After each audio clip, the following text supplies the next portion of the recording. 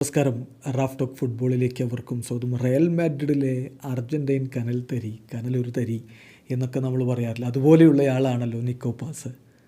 അദ്ദേഹവും റയൽ വിടുന്നു, അതാണ് ഇപ്പോഴത്തെ വാർത്ത. വരുന്ന ദിവസങ്ങളിൽ അദ്ദേഹം ക്ലബ്ബ് വിട്ടു പോകും എന്നുള്ള കാര്യം കൺഫേം ചെയ്തിരിക്കുന്നു ഫബ്രീസിയോ റൊമാനോ. നമുക്കറിയാം, 19കാരനായിട്ടുള്ള നിക്കോ പാസ് സ്പെയിനിൽ ജനിച്ചയാളാണ്. പക്ഷേ അദ്ദേഹം അർജൻറ്റീനയുടെ അണ്ടർ-20 ടീമിന് വേണ്ടി കളിച്ചു. സീനിയർ ടീമിനോടൊപ്പം ട്രെയിൻ ചെയ്യാൻ വേണ്ടിയൊക്കെ കോച്ച് അദ്ദേഹത്തെ ക്ഷണിച്ചിരുന്നു.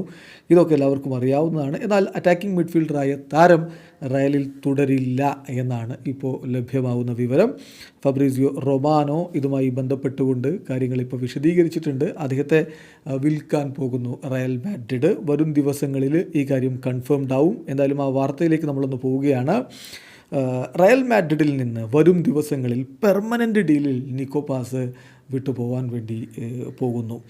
മനസ്സിലാക്കുന്നത്, കോമോ അദ്ദേഹത്തിന് വേണ്ടി ഓഫർ വെച്ചിട്ടുണ്ട്, പുഷ് ചെയ്തുകൊണ്ടിരിക്കുകയാണ്.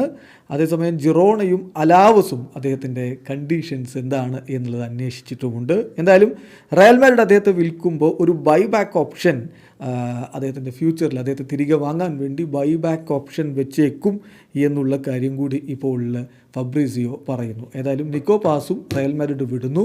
റയലിൽ നിന്ന് അർജൻറ്റൈൻ തരി അങ്ങ് പടിയിറങ്ങുകയാണ് എന്ന് പറയേണ്ടി വരും. വീഡിയോ അവസാനിക്കുന്നു.